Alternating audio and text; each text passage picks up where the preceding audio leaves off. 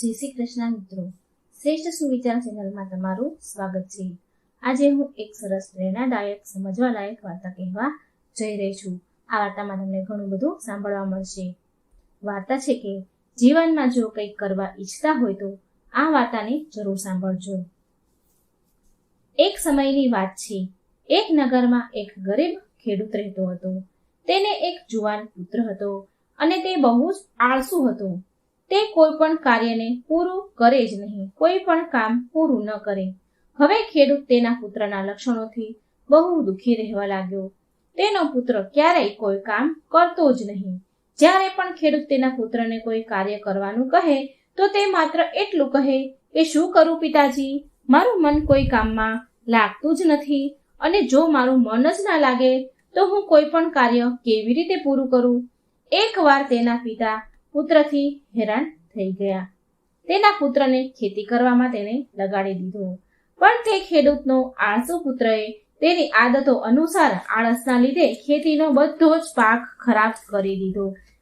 એટલે ખેડૂતને લાગ્યું કે મારો પુત્ર ખેતી નહીં કરી શકે, તો પછી ખેડૂતે એક સોનાની દુકાનમાં સોનીની ત્યાં નોકરીમાં લગાવી દીધો।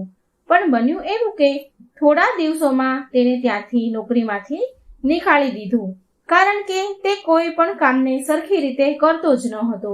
કામ બગાડે એટલે એને કોણ રાખે, માટે તેને ત્યાંથી પણ નીકાળી દીધો। એકવાર ખેડૂતના પુત્રને રાજાના દરબારમાં સારી નોકરી મળી ગઈ, પણ તે ત્યાં પણ બધા જ કામ બગાડી નાખતો હતો, સરખી રીતે કોઈ કામકાજ પૂરા જ ન કરે, અને તે કારણે તેને રાજાના દરબારમાંથી પણ નોકરીમાંથી નીકાળી દીધો। હવે ખેડૂત તેના પુત્રના આવા લક્ષણોને કારણે બહુ ચિંતામાં રહેતો હતો। તેને દિવસ રાત ચિંતા થતી કે અરે રે, મારા પુત્રનું શું થશે। તેને કંઈ સમજમાં જ આવતું ન હતું કે હવે શું કરવું। એકવાર તે માથા પર હાથ મૂકીને બેઠો હતો અને તેના પુત્રની ચિંતા કરી રહ્યો હતો। તેવામાં તેનો પુત્ર ત્યાં આવ્યો અને ખેડૂતે ત્યારે તેના પુત્રને એક કામ કરવાનું કહ્યું, પણ તેના પુત્ર તેના પિતાને કહે છે કે હું શું કરું, મારું કોઈ કામમાં મન લાગતું જ નથી। જો મારું મન કોઈ કાર્યમાં લાગી જાય તો હું તેને જરૂર કરીશ, પણ મારું મન કોઈ કામમાં લાગતું જ નથી। પિતાજી, એટલા માટે તમે મારા મનનો કોઈ ઉપાય કરો, જેનાથી મારું મન બધા જ કામોમાં લાગી જાય। આવું સાંભળીને ખેડૂત તો વધારે ને વધારે હેરાન થઈ ગયો, તેને ખૂબ ચિંતા વધી। ત્યારે પાડોશીના એક માણસે ખેડૂતને એક સલાહ આપી કે તમે તમારા પુત્રના લગ્ન કરી દો। જ્યારે તેના પર જવાબદારીઓ આવશે તો તેની જાતે જ કામ કરવા લાગશે, અને પછી તેને એ કહેવાનું બહાનું પણ નહીં મળે કે મારું મન કોઈ કાર્યમાં નથી લાગતું। હવે ખેડૂતને તેના પાડોશીની વાત સાચી લાગી, બરાબર લાગી। તેને એવું થયું કે હવે મારે આવું જ કરવું જોઈએ, માટે ખેડૂતે તેના પુત્રને કહ્યું કે બેટા, હવે તું મોટો થઈ ગયો છે, લગ્ન લાયક થઈ ગયો છે, માટે હવે તારા લગ્ન કરવા પડશે। હું તારા લગ્ન કરવા માંગુ છું, પણ તેના માટે તારે કામ કરવું પડશે, મહેનત કરીને કમાવવું પડશે, કારણ કે જ્યારે છોકરીવાળા એવું પૂછે કે તમારો છોકરો શું કરે છે તો હું તેને શું જવાબ આપીશ। તેના પિતાની આવી વાત સાંભળી તે છોકરો તો બહુ ખુશ થઈ ગયો અને બોલ્યો, પિતાજી તમે ચિંતા ન કરો, હું કોઈ કામ કાલે જરૂર શોધી લઈશ। બીજા જ દિવસે તે છોકરો કામ શોધવા માટે સોનીની દુકાને ગયો, અને સોનીની દુકાને ત્યાં એણે નોકરી માંગી તો સોનીએ સોનાની દુકાનમાં નોકરી કરવાની હા પાડી, એટલે તેને નોકરી મળી ગઈ, અને હવે ત્યાં તે પૂરા મનથી પૂરી લગનીથી કામ કરવા લાગ્યો, અને આ વખતે તે તેનું કામ સારી રીતે અને પૂરું કરતો હતો। હવે ખેડૂત પણ તેના પુત્રને મહેનત કરતા જોઈ, પૂરા મન અને લગનીથી કામ કરતા જોઈને તે પણ બહુ ખુશ થયો। પછી ખેડૂતે તેના પુત્ર માટે એક સરસ છોકરી શોધી અને તેના લગ્ન ધામધૂમથી કર્યા। પછી થોડા દિવસ સુધી તો તે છોકરાએ દુકાનમાં સારી રીતે કામ કર્યું। પછી એક દિવસ અચાનક છોકરાએ કામ છોડી દીધું, તો તે ખેડૂત તેના છોકરાને પૂછે છે કે બેટા, તે કામ કેમ છોડી દીધું? કામ તો ઘણું સારું હતું, તને પૈસા મળતા હતા અને તું ખૂબ મહેનત અને લગ્નથી કામ કરતો હતો, પણ પછી એવું તે શું થયું કે તારે કામ છોડવું પડ્યું? ત્યારે તે છોકરો તેના પિતાને કહે છે કે મારું મન તો તે કામમાં હવે લાગતું જ ન હતું, તો પછી હું એ કામ કેવી રીતે કરી શકું? અને એમ પણ તમે મને કહ્યું હતું ને કે જો તારે લગ્ન કરવા હોય તો તારે કામ કરવું પડશે, માટે હું ત્યાં કામ કરી રહ્યો હતો, પણ હવે તો મારા લગ્ન થઈ ગયા છે, તો હવે હું ત્યાં કામ શું કામ કરું? જ્યારે કે મારું મન ત્યાં કામમાં લાગતું જ નથી, તો મારે કામ કેવી રીતે કરવું? હવે ખેડૂત તેના પુત્રની આ વાત સાંભળી અંદરથી પૂરેપૂરો ભાંગી પડ્યો, તૂટી પડ્યો. તેની હિંમત તૂટી ગઈ, તેનું હૃદય તૂટી ગયું. હવે તો કોઈ રસ્તો એને નજર જ નથી આવતો કે અરે રે, હવે હું શું કરું? તેને તેના પુત્રની ખૂબ ચિંતા થવા લાગી. ખેડૂત પહેલેથી જ તેના પુત્રની બધી જ જવાબદારીઓ સંભાળી રહ્યો હતો અને હવે તો તેના ઘરે પુત્રવધુ પણ હતી, એટલે પુત્રવધુની જવાબદારી પણ તેના ખેડૂત પર જ હતી. ખેડૂતની એવી ઈચ્છા હતી કે તેમણે એ પહેલા તેના છોકરાની બધી જ જવાબદારીઓ ઉપાડી લે અને તે મરે એની પહેલા તેનો છોકરો બધી જ જવાબદારીઓ ઉપાડી લે, કોઈ એવું કામ કરવા લાગે કે જેનાથી તેનું ભવિષ્ય પણ સુધરી જાય. પણ તેનો પુત્ર તો એક જ રટ લગાવીને બેઠો કે તેનું મન કોઈ કામમાં લાગતું જ નથી, તેને કોઈ કામ કરવું ગમતું જ નથી, તો તે શું કરે? હવે આ પરિસ્થિતિમાં ખેડૂત બહુ દુઃખી રહેવા લાગ્યો. તેને છોકરાની બહુ ચિંતા થતી હતી. રાત દિવસ તેને ઊંઘ પણ નથી આવતી. પણ હવે શાયદ થાય શું? ખેડૂતે આ વાત તેના એક મિત્રને કહી સંભળાવી. તેના મિત્રએ ખેડૂતની બધી જ વાત ધ્યાનથી સાંભળી અને તેને કહ્યું કે જો મિત્ર, તારે તારી સમસ્યાનું સમાધાન કરવું હોય તો આપણા નગરની પાસે એક જંગલ છે, તેમાં એક ગુરુ રહે છે, તું એની પાસે જા, તો તારી આ સમસ્યાનું સમાધાન જરૂર તે કરી આપશે. ખેડૂત તેના મિત્રની વાત સાંભળી બહુ ખુશ થઈ ગયો. તે વિચારતો હતો કે એમ પણ મારી પાસે બીજો કોઈ રસ્તો જ નથી, તો એકવાર હું તે સંત પાસે, તે ગુરુ પાસે જઈ આવું. કદાચ એવું બને કે મારો સમસ્યા દૂર થઈ જાય, મને કોઈ રસ્તો મળી જાય જેનાથી મારો પુત્ર સુધરી જાય અને તે તેના પગ પર ઊભો રહી જાય, જવાબદારીઓ તેની ઉપાડી લે. આવું બધું વિચારીને ખેડૂત એક દિવસ તે જંગલમાં ગુરુ પાસે પહોંચ્યો અને તેને કહેવા લાગ્યો કે હે ગુરુજી, મારે એક પુત્ર છે, તેનું મન કોઈ પણ કાર્યમાં લાગતું નથી. હું એવું ઈચ્છું છું કે કમસે કમ તે એટલું તો કમાઈ લે કે તેના પરિવારને તે સંભાળી શકે, એટલું તો એ કામ કરે કે તેના પરિવાર, તેની પત્ની, તેના બાળ બચ્ચાનું તે પાલન પોષણ કરી શકે, તેની આવનારી જિંદગીમાં ખુશી આવી શકે. હું એવું ઈચ્છું છું કે મારો છોકરો બધી જવાબદારીઓ તેની ઉપાડી લે અને હું જવાબદારીઓમાંથી મુક્ત થઈ જાઉં.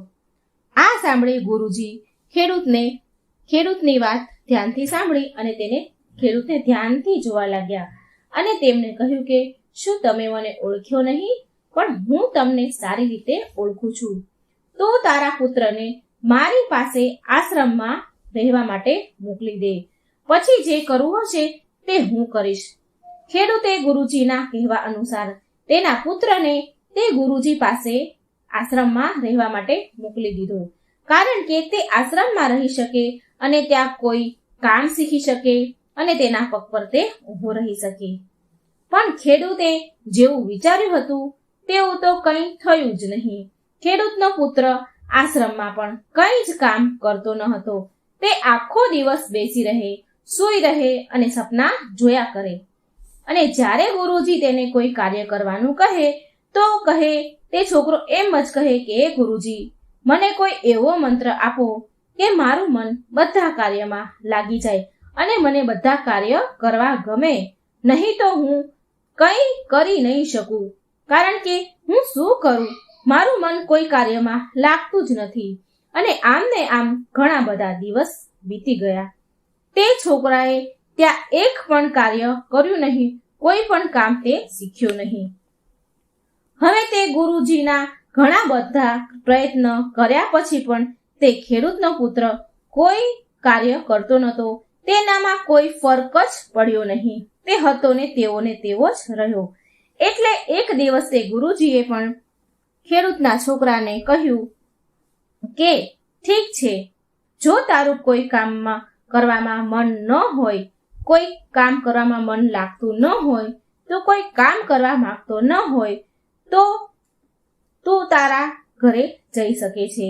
તું અહીંથી તારા ઘરે જઈ શકે છે. તારે અહીં રહેવાની કોઈ જરૂરત નથી. તે છોકરો તો આ સાંભળી ખુશ થઈ ગયો અને તેના ઘરે ચાલ્યો ગયો. પણ જ્યારે તેણે ઘરે આવીને જોયું તો ત્યાં કોઈ હતું જ નહીં. તેના ઘરે ના તો તેના પિતા હતા કે ના તેની પત્ની હતી. જ્યારે તેણે આડોશી પાડોશીમાં વાત કરી કે ક્યાં ગયા છે મારા ઘરના લોકો, તો તેને જાણવાની કોશિશ કરી તો તેને ખબર પડી કે તેની પત્નીને તેના માતા પિતા તેના ઘરે લઈ ગયા. પણ તેના પિતા ક્યાં ગયા છે તે કોઈને ખબર નથી. તે ઘણી જગ્યાએ પૂછ્યું પણ તેના પિતા વિશે તેને કોઈ જાતની ખબર પડી નહીં. હવે તે છોકરો તેના ઘરમાં બેસી ગયો. તેના પિતાની વાટ જોવા લાગ્યો. જેમ તેમ કરીને તેને એક દિવસ તો પૂરો કર્યો. એક દિવસ તેને પિતાની રાહમાં વિતાવી દીધો. પણ ભૂખના કારણે તેની હાલત ખરાબ થઈ રહી હતી. ઘરમાં અનાજ તો હતું પણ તેને બનાવવા વાળું કોઈ ન હતું.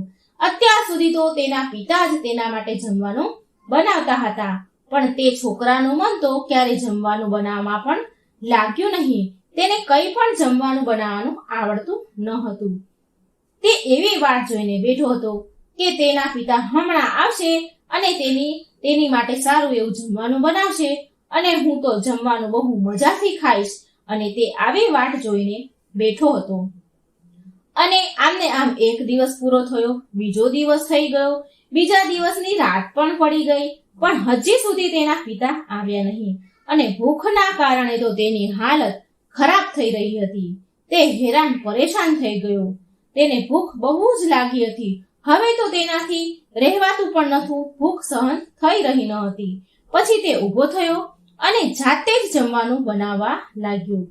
જમવાનું બનાવતા આવડતું તો ન હતું, પણ તોય ભૂખના કારણે રહેવાયું નહીં અને તે જમવાનું બનાવવા માટે ઊભો થયો.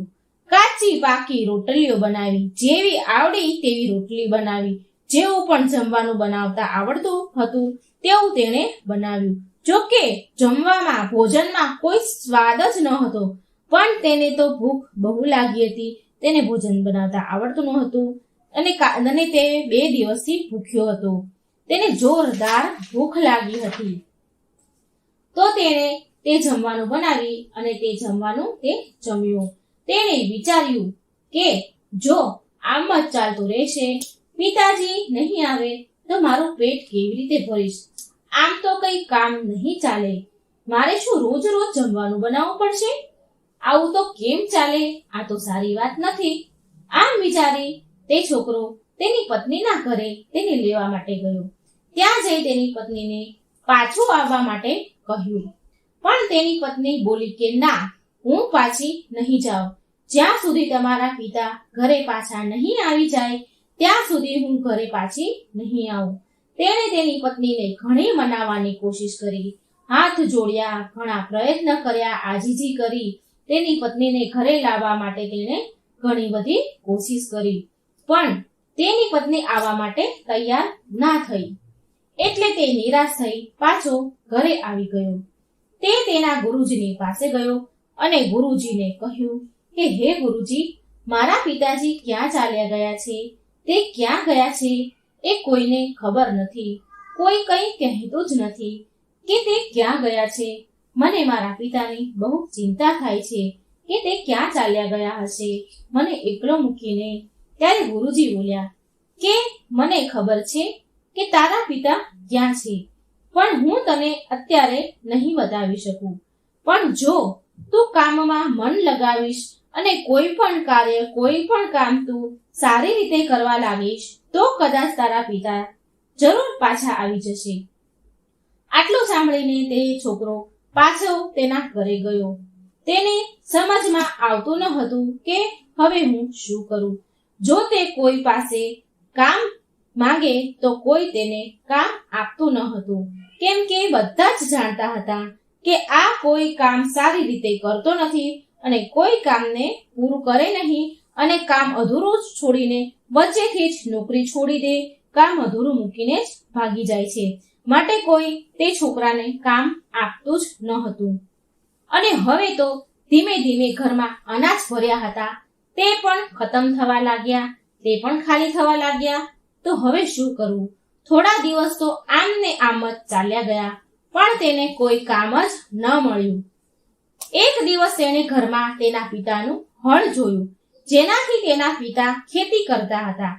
તે હળ જોઈને તેણે વિચાર કર્યો કે હવે તે ખેતી કરશે, કારણ કે ક્યાંય કોઈ કામ મળતું તો છે નહીં, તો કઈ પણ રીતે ઘરમાં અનાજ તો લાવવું પડશે, પેટ તો ભરવું પડશે. માટે એણે ખેતી કરવાનો વિચાર કર્યો. તેણે હળને ઉઠાવ્યું અને તેના ખેતરમાં પહોંચી ગયો. તે છોકરાએ એક જ દિવસમાં પૂરું ખેતર ખેડી નાખ્યું. પૂરા ખેતરમાં તેણે બીજને રોપી દીધા, રોપામણ કરી દીધું અને થોડા દિવસ થઈ ગયા એટલે ખેતરમાં તો મબલક પાક ઉભો હતો, પાક થવા લાગ્યો. જો કે તે છોકરાની આ પહેલી મહેનત હતી અને ખેતરનો પહેલો પાક ઉભો કર્યો હતો અને એ એટલો સારો પણ ન હતો, પણ તે જોઈને પણ તે છોકરો ઘણો બધો ખુશ થયો, કારણ કે એણે પહેલી વાર મહેનત કરી અને ખેતરમાં ઉગાડ્યું હતું અનાજ. મહેનત કરીને અનાજ ઉગાડ્યું. તેના ખેતરનો પાક તૈયાર થઈ ગયો એટલે તેને પાકને કાપી લીધો, લણી લીધો. તેને તે પાકને ગામમાં વેચી દીધો અને તે પાકના તેને થોડા પૈસા મળ્યા. તે થોડા પૈસા કમાયો અને એ પૈસાથી તેને ખેતરમાં બીજા પાકનું રોપામણ તૈયાર કરવાનું ચાલુ કર્યું. તેના પહેલી કમાઈ હતી, તેની મહેનતની પહેલી કમાઈથી તે ઘણો ખુશ થયો. તેણે ફરી ખેતરમાં પાક ઉગાડવાનું વિચાર્યું અને ફરી તેણે એ પૈસાથી તેના ખેતરમાં નવો પાક ઉગાડ્યો. અને બીજી વાર તે છોકરાની મહેનત ખૂબ સારી હતી. છોકરાનો ખેતરમાં પાક બહુ સારો થયો અને આ જોઈને તે બહુ ખુશ થયો અને એક દિવસ ગુરુજીની પાસે આવ્યા. એક દિવસ ગુરુજી તે છોકરાની પાસે આવ્યા. ગુરુજી તે છોકરાને કહેવા લાગ્યા કે શું થયું બેટા, હજી પણ તારું મન કામમાં નથી લાગતું? તો તે છોકરાએ જવાબ આપ્યો કે ના ગુરુજી, હવે મને ખેતી કરવામાં બહુ મજા આવે છે, મને બહુ સારું લાગે છે. મારા હાથોથી ખેતરમાં મેં બીજ રોપ્યા છે, હું હાથોથી મહેનત કરું છું, મારા હાથેથી પાક લણું છું અને મારા પાકની દેખરેખ પણ રાખું છું અને પાકીને તૈયાર થઈ જાય ત્યારે હું તેને વેચીને કમાઉં છું અને હવે મને આ કામ કરવું બહુ સારું લાગે છે, મને બહુ ગમે છે. તેના હાથોથી કરેલી મહેનત રંગ લાવતી હતી, માટે તેને બહુ સારું લાગતું હતું. તેનું મન આ કામ કરવામાં બહુ ખુશ થયું અને તે છોકરો ગુરુજીને કહે છે કે જો હું આ કામ ના પણ કરું તો હું ભૂખ્યો મરી જઈશ, મારી પાસે ખાવા પીવા માટે કંઈ રહેશે નહીં. છોકરાની વાત સાંભળી ગુરુજી બોલ્યા. તે છોકરાને કહે છે બેટા, આ દુનિયામાં મનુષ્ય બે જ અવસ્થામાં કામ કરે છે કે જ્યારે તેનું મન કોઈ કાર્યમાં લાગતું હોય, તેને કોઈ કાર્ય કરવું ગમતું હોય ત્યારે, અને બીજું કે તેની મજબૂરી હોય, કોઈ પણ કાર્યમાં તે મજબૂરીથી કામ કરી રહ્યો હોય. આ બે અવસ્થામાં લોકો કામ કરે છે. કામ તો બેવ લોકો કરે છે, પણ સૌથી વધારે આ દુનિયામાં લોકો મજબૂરીથી કામ કરે છે, કારણ કે બધા જ લોકો એ નથી જાણતા કે તેની રુચિ કયા કાર્યમાં છે. અને જ્યારે કોઈ વ્યક્તિ મજબૂરીમાં કાર્ય કરે છે તો તે ધીરે ધીરે તેને તે કાર્ય કરતા કરતા તેને સમય આપતા આપતા તેનું મન તે કાર્યનો સ્વીકાર કરી લે છે અને પછી તે મન લગાવીને તે કામને પૂરું કરે છે.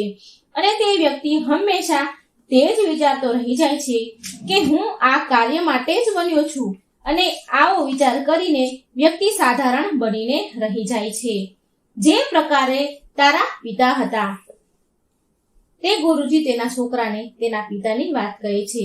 બસ તારા માટે જ તારા પિતાએ ખેતી કરી અને ખેડૂત બન્યા. તારા પિતાને ખેતીનું કાર્ય જરાક પણ પસંદ ન હતું, છતાં પણ મજબૂરીમાં કામ કરી રહ્યા હતા અને એ પણ માત્ર તારા માટે જ, કારણ કે તું જીવતો રહે, તને ભરપેટ ભોજન મળી શકે, તને કોઈ જાતની કમી ના રહે. માટે તારા પિતાએ આ કાર્યથી બધી જ જરૂરતો તારી પૂરી કરી અને તારું ધ્યાન રાખ્યું. આટલું કહી ગુરુજી બીજી વાત કહે છે કે બેટા, આજે ઘરે જ રહેજે, આજે તારા માટે બહુ ખાસ દિવસ છે. આટલું કહી ગુરુજી ત્યાંથી ચાલ્યા ગયા અને છોકરો પણ પાછો ઘરે આવ્યો. અને જેમ તે ગુરુજીએ કહ્યું તેમ તે છોકરો આખો દિવસ ઘરે જ રહ્યો અને રાત પડી અને એટલામાં તે જુએ છે કે એક ઘોડા સવાર એક વ્યક્તિ ખૂબ તેજીથી દોડીને તેના ઘર તરફ આવી રહ્યા છે. તે ઘોડા સવાર વ્યક્તિ તેના ઘર સામે આવીને ઊભો રહી ગયો. ઘોડા પરથી નીચે ઉતરીને તેની સામે આવ્યો, જે એક યોદ્ધાના રૂપમાં હતો. ત્યારે તે છોકરો તે વ્યક્તિને કહે છે કે, કહો માલિક, હું તમારી શું સેવા કરી શકું છું? ત્યારે તે યોદ્ધા એટલે કે જે ઘોડેસવાર વ્યક્તિ હતો તે છોકરાને કહે છે કે બેટા, શું તું મને ઓળખી ન શક્યો? અને બોલ્યા કે હું હજી એટલો પણ ગરઢો નથી થઈ ગયો, હું એટલો બધો વૃદ્ધ પણ નથી થઈ ગયો કે તું મને ઓળખી ન શકે. તો તે છોકરો તેમને ધ્યાનથી, તે ઘોડાસવારને ધ્યાનથી જોવા લાગ્યો અને તેને ધ્યાનથી જોયું તો તેને ખબર પડી કે અરે, આ તો મારા પિતા છે. અને તેના પિતાને તે ગળે લાગી ગયો, બાથ ભરીને રડવા લાગ્યો. તેના પિતાને કહે છે, પિતાજી, તમે ક્યાં ચાલ્યા ગયા હતા? તમને ખબર નથી કે મને તમારા વગર કેટલો ડર લાગતો હતો, હું કેટલો એકલો પડી ગયો હતો, મને રસ્તો બતાવવા વાળું પણ કોઈ ન હતું. આ સાંભળી તે ખેડૂત તેના પુત્રને કહ્યું કે બેટા, જ્યારે આપણને જીવનમાં જીવવા માટે વસ્તુઓ આસાનીથી મળી જાય છે તો આપણને તેનું મૂલ્ય સમજાતું નથી, તેની કદર આપણે કરતા નથી. માટે મેં તને મારાથી દૂર કર્યો હતો, મેં તને એકલો છોડી દીધો હતો, કારણ કે તું પોતાને જાણી શકે, તું તને પોતાને ઓળખી શકે. રસ્તામાં આવતા મેં તારું ખેતર જોયું, તેમાં બહુ સારો પાક ઊભો હતો. તે ખૂબ મહેનત કરી છે અને એ જોયું ને હું બહુ ખુશ છું. તારી મહેનત જોઈને હું એટલો બધો ખુશ છું કે હું તને કહી નથી શકતો. પછી તે ખેડૂતનો છોકરો તેના પિતાને કહે છે, પિતાજી, આ બધું તો બરાબર છે, પણ તમે તો એક ખેડૂત છો, તો તમે આ યોદ્ધાના વસ્ત્ર, યોદ્ધાનો પહેરવેશ કેમ પહેર્યો છે?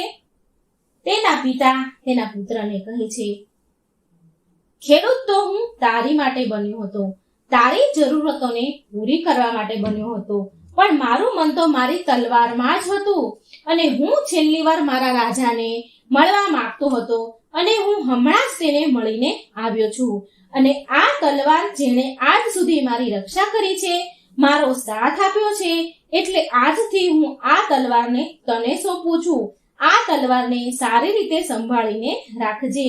જ્યારે તે છોકરાએ તે તલવાર હાથમાં લીધી તો તેને એવું થયું કે તે એક યોદ્ધા છે, તે આ તલવારને સારી રીતે સમજી શકે છે, ચલાવી શકે છે.